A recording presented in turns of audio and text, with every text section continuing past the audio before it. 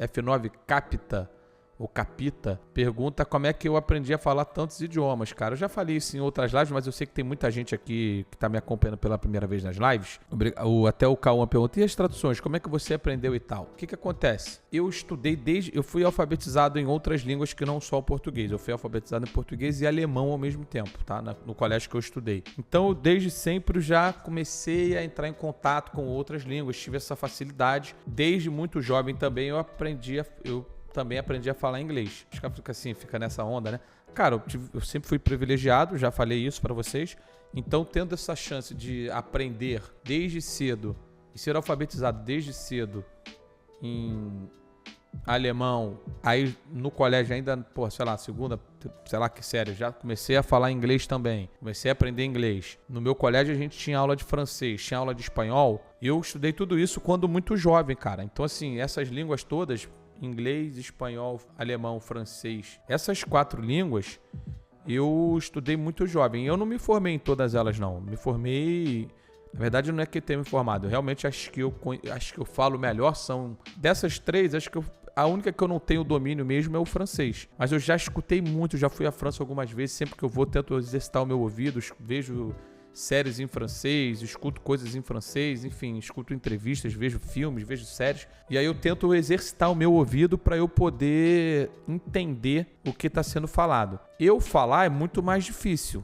Eu não tenho a facilidade, por exemplo, em falar francês, nem as outras línguas que eu sou muito bom ouvindo, eu sou espetacular falando, pô. Então, assim, eu falo bem alemão, falo um alemão ok, falo um inglês ok, falo um espanhol ok, e francês eu quase não falo. Francês eu sou uma merda falando, mas escutando eu sou bom. Então, eu consigo fazer tradução simultânea, aí já é um pouquinho de... Como é que eu posso falar?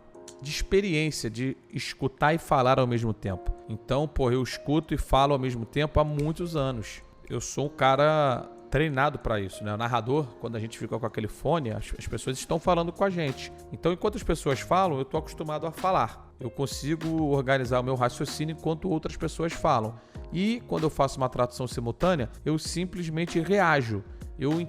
A pessoa fala, eu vou falando, a pessoa fala, eu vou falando, e acho que acaba saindo uma coisa boa, tá ligado? Acho que acaba saindo bem. Eu me considero, eu não tenho problema em falar, mas eu considero que eu sou razoavelmente bom fazendo isso, tradução simultânea.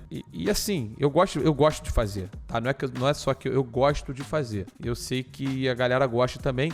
E mais do que sendo bem sincero, eu faço porque eu acho que é importante para a transmissão.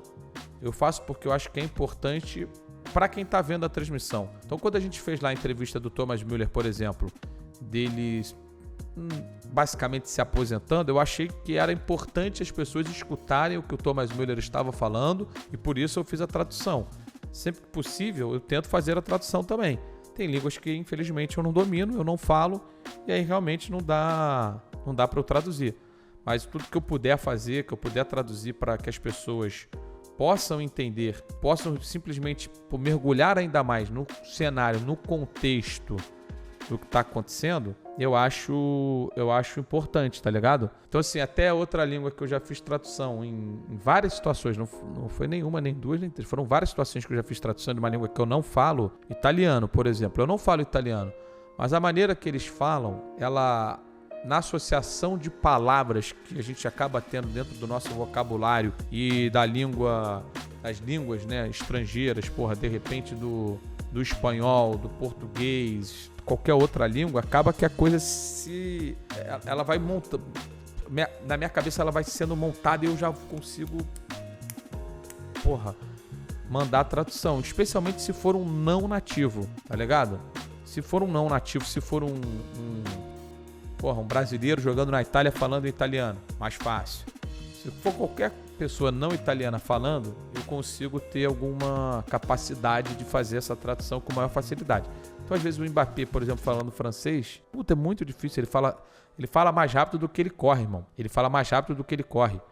Então, e o Léo pergunta se eu traduzo literalmente o que o cara fala ou se eu dou um contexto, um cenário, um resumo. Não.